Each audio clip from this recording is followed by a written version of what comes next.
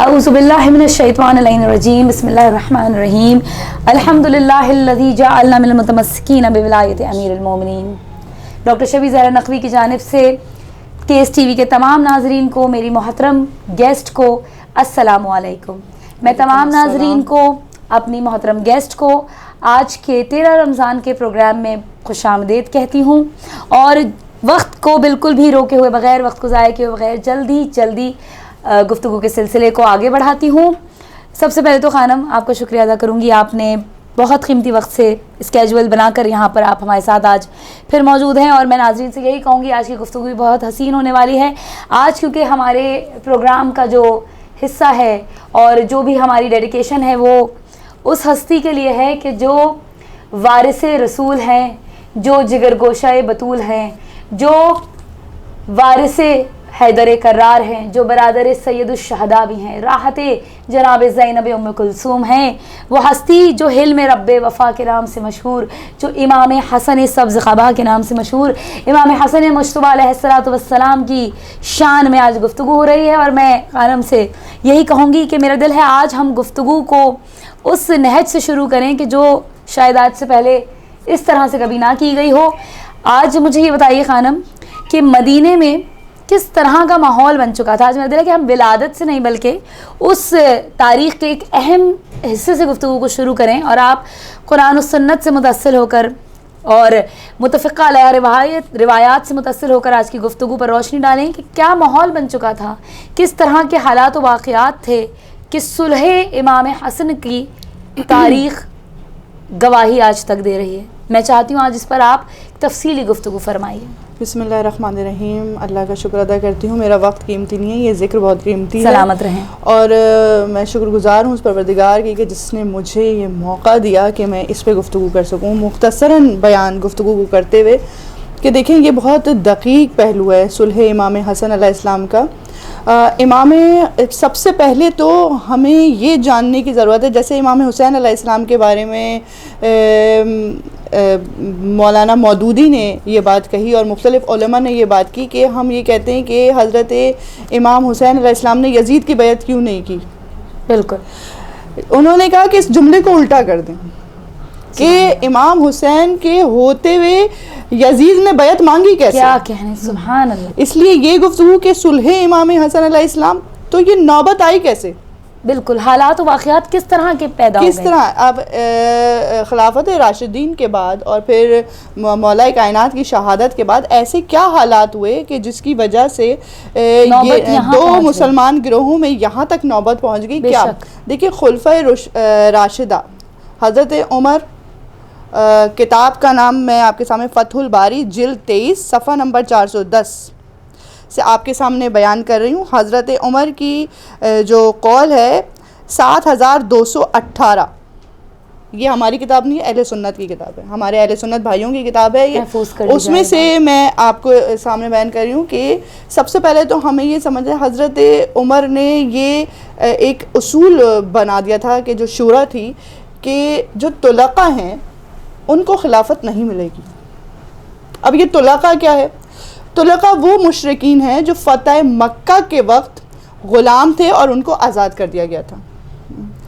और तुलक़ा वो मुशरिकीन हैं कि जिन्होंने इतने ये जो इस्लाम कबूल करने से पहले जितने बड़े बड़े असहाबे किराम हैं उनको शहीद किया, मुसलमानों को तकलीफ़ें पहुँचाई, रसूलुल्लाह को बेशुमार तकालीफ पहुँचाई, बहुत कत्ल गारत गरी की, बहुत जुल्म व बर्बरियत की। लेकिन जब मुसलमान गालिब आ गए और रसूलुल्लाह और इस्लाम का बोलबाला हो गया और रसूलुल्लाह गालिब हो गए, उस वक्त आप लोगों ने मुख्तलिफ मवाक़ात के मौके पर भी सुना होगा, तो किसी सहाबी ने कहा या रसूलुल्लाह आज तो मुलहमा है, बदला लेने का वक्त है, तो रसूलुल्लाह ने कहा आज मरहमा है, मैं रहमत हूँ और मैंने सबको अल्लाह की खातिर अल्लाह के हुक्म से माफ़ कर दिया। तो उस वक्त लोग फिर मुसलमान हुए। तो ये शूरा का फैसला था कि जो तुलक़ा हैं उनमें से कोई खलीफा नहीं बन सकता। ये अभी आपने रेफरेंस जी बिल्कुल, ये हमारे अहले सुन्नत भाइयों की किताबों में भी मौजूद है। हज़रत उमर की रिवायात में उनका कौल है। उनके इस वजह से मुसलमानों में गिरोह बने और इमाम हसन अलैहिस्सलाम ने कुरान और सुन्नत की रोशनी से कुरान मजीद में भी परवरदिगार आलम ने इरशाद फरमाया कि हम बनाएंगे इमाम। बेशक ہم بنائیں گے، ہم سورہ قصص ہے، ہم بنائیں گے امام، ہم بنائیں گے جانشین، ہم اپنی مرضی، اور ہم ظالمین کو ہرگز بھی یہ عہدہ نہیں دیں گے. تو اب بے شک وہ مسلمان تو ضرور تھے لیکن طلقاء میں شامل تھے. تو قرآن و سنت کو امام حسن علیہ السلام نے نہ صرف قرآن و سنت بلکہ ان کو وہ بھی یاد دلایا کہ جو شورا کا تھا کہ جب یہ طلقاء میں سے ہیں جو فیصلہ تھا تو حاکم کیسے خلیفہ کیسے بن سکتے ہیں. یہ سب سرکمسٹانسز بنے جی یہ سب سرکمسٹانس. پھر اس کے بعد حاکم شام نے امام حسن علیہ السلام کا ایک بہت بڑا لشکر پیسے سے، جو آج کل آپ دیکھ رہے ہیں بہت بڑی، مطلب اب تو بہت چلا آ رہا ہے، بہت اس سے ہو چکی ہے بالکل. اس کے بعد امام حسن علیہ السلام نے صلح کی نہیں ہے، امام حسن سے ریکویسٹ کی گئی ہے. دیکھیں جب بھی دو خوبصورتی سے کلیئر کیا بالکل، جب بھی دو گروہوں کے درمیان جنگ ہوتی نا تو شرطیں وہ منواتا ہے جو غالب ہوتا ہے، غالب آ جائے، بے شک جو فاتح ہوتا ہے. امام حسن نے اپنی شرائط منوائی ہیں اور یہ بھی اہل سنت اور اہل تشیع سب کی کتابوں میں متفقہ بات ہے. اور امام حسن علیہ السلام نے اتنی خوبصورتی سے ملوکیت کے کلیجے میں خنجر مار کے، کبھی کبھار دیکھیں جہاد، لوگ کہتے ہیں کہ امام حسن امام امن ہے، امام حسن امام امن. آپ سے پوچھنا چاہ رہی تھی، یہیں پر آنا چاہ رہی تھی. جی امام حسن امام امن ضرور ہے. امام حسن کے تعارف کے لیے فقط یہی کافی ہے کہ امام کے شاگرد حضرت عباس علمدار علیہ السلام شجاعت کے جب جائیں گے تو میں گفتگو بالکل اس پر آئیں گے، لیکن کیونکہ میں اس ٹاپک سے بالکل ہٹ جاؤں گی. کیا کہنے میرے مولا، امام حسن علیہ السلام نے شرائط رکھی تھی اور کہا تھا کہ ان شرائط پر آپ ان کو عمل کرنا، ہاں ان پر عمل کرنا ہے، جس میں سے ایک شرط، پہلی شرط یہ تھی، یہ ہم صلح حسن کی بات کریں جو تحریر کرایا گیا، اس کی شرائط اس کی شرائط میں ایک شرط یہ تھی کہ قرآن و سنت پہ عمل کرو گے، جو پروردگار کا حکم ہے اس پر عمل کرنا، اس پہ عمل کرو گے تو یہ تمہارے لیے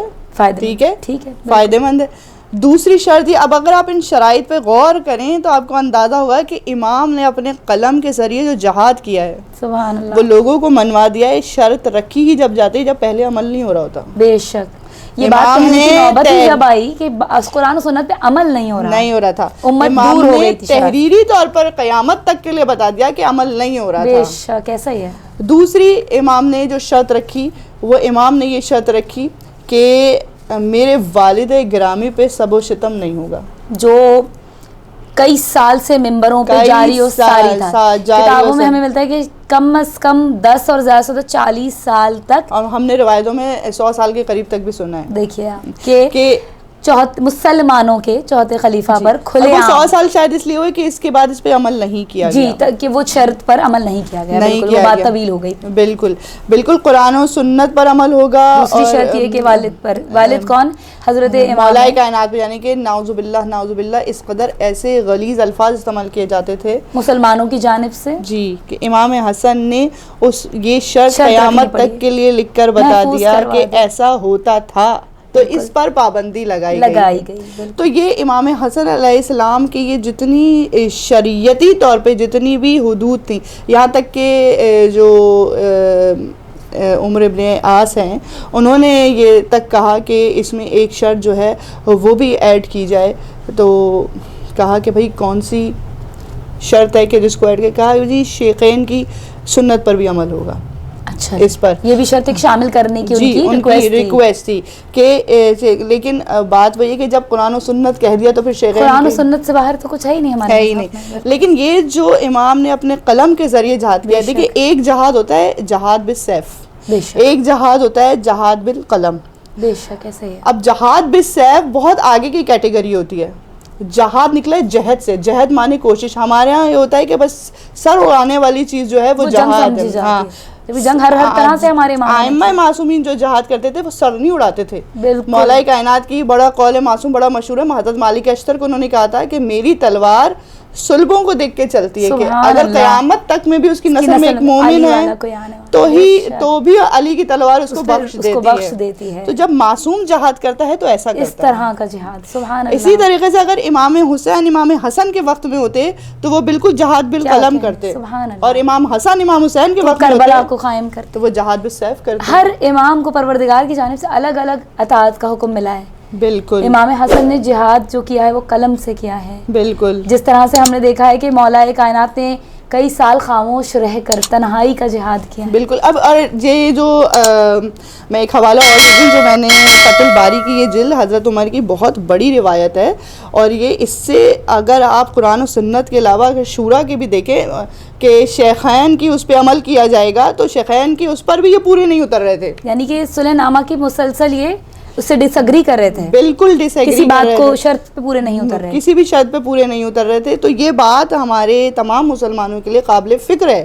کہ اس چیز پہ فکر کیا جائے کہ یہ نوبت ہی کیوں آئی, اس نہج پر کیوں پہنچے حالات. بالکل. اس شرط ایسی منوانے کے لیے مولا حسن مجتبیٰ کو یہ کہنا پڑا ہے کہ قرآن اور سنت پر عمل کرو. بالکل. ممبروں سے سب و شتم بند کرو والد گرامی پر. وہ جو وارث ممبر رسول تھے وہ یہ کہہ رہے ہیں. ایک اور ہے کتاب الوداع و نہایا, جلد 8ویں صفحہ نمبر 190. اس میں ایک صحابی آئے تھے اور انہوں نے بی بی عائشہ سے یہ شکایت کی تھی کہ یہ جو معاویہ کو تو حکومت مل گئی ہے, جو حاکم شام ہے ان کو حکومت مل گئی ہے, تو یہ کیسے مطلب کیسے ہو گیا. تو جس پہ ان کا جواب ہے, جو میں نے ریفرنس آپ کو دے دیا, اپنے الفاظ میں ان کے جواب مقصد بیان کر رہی ہوں, کہ انہوں نے کہا کہ حکومت تو فرعون کو بھی ملتی ہے. سبحان اللہ. حکومت کدھر کہاں سے یہ بات آ رہی ہے, حکومت تو فرعون کے بھی پاس تھی. بالکل. تو اس کا مطلب یہ نہیں ہے کہ اگر کسی ایسے کے پاس حکومت ہو تو وہ کوئی فضیلت کی بات کوئی فضیلت کی بات نہیں. بے شک ایسا ہی ہے. مطلب یہ تمام امت مسلمہ کے لیے ایک لمحہ فکریہ ہے کہ امام حسن نے کہ رسول اللہ کی یہ حدیث کہ میرا یہ فرزند, رسول اللہ اصحاب کے ساتھ بیٹھے ہوئے تھے اور امام حسن چھوٹے سے تھے اور بات کرتے تھے اصحاب کو, بار بار امام حسن کو دیکھتے تھے, اور اس کے بعد ایک دم اچانک انہوں نے کہا کہ میرا یہ فرزند 2 مسلمان بڑے گروہ میں صلح کرائے گا. سبحان تو امام جو ہے وہ سیاست سے نہیں چلتا, امام حکمت سے چلتا, اطاعت پروردگار. بالکل. سبحان اللہ, کیا کہنے. تو یہ سارے عوامل تھے, یہ سرکمسٹانسز تھے. جی میں نے بڑی مختصر کر کے یہ بیان کیا. میں بالکل مانتی ہوں, بے حد طویل گفتگو ہے اور بہت ہی اچھے سے آپ نے سمندر کو کوزے میں محفوظ کیا ہے. جی ورنہ یہ طلاقہ کا بہت لمبا باب ہے, لیکن آپ نے بہت اچھے سے سمجھایا. اور میں ایک مرتبہ پھر چاہوں گی کہ آپ نے جو مکتب اہل تسنن کی یہ بہت ہی جلیل القدر کتابوں سے ریفرنسز دیے, ان کتابوں کے نام ذرا آپ دوبارہ لے لیجیے. جی یہ فتح الباری جلد 23, طلاقہ کا جو چیپٹر ہے حضرت عمر کی جو روایت ہے وہ فتح الباری جلد 23 صفحہ نمبر 410. حضرت عمر نے یہ فرمایا اس کے بارے میں. اور بی بی عائشہ کا الوداع و نہایا جلد 8ویں صفحہ نمبر 190. کیا کہنے. بس اسی کے ساتھ میں پروگرام کو اختتام کی طرف لے جاؤں گی, اور میں اس ایک جملے کے ساتھ 2 مصروں کے ساتھ میں گفتگو کو اختتام کی طرف لے کے جاؤں گی کہ حسن وہی ہے کہ دنیا نے جس سے دین لیا. حسن وہی ہے کہ دنیا نے جس سے دین لیا, انہی کے نام سے بخشش کا بھی یقین لیا. اور علی کے لاڈلے بیٹے نے شام والوں سے, علی کے لاڈلے بیٹے نے شام والوں سے قلم کی نوک پر لفظ امیر چھین لیا. اپنی ہوسٹ ڈاکٹر شبیہ زہرا نقوی کو, KSTV کی پوری ٹیم کو, بالخصوص ہماری CEO ڈاکٹر صاحبہ کو, ہم آپ کے بہت شکر گزار ہیں. اس دعا کے ساتھ خداحافظ دیجیے کہ آپ سب شاد رہیں گے, آباد رہیں گے, کل ایمان کی سایہ رحمت میں رہیں گے. مجھے اور میری گیسٹ کو خداحافظ. اپنا بہت خیال رکھیے گا. اللہ نگہبان.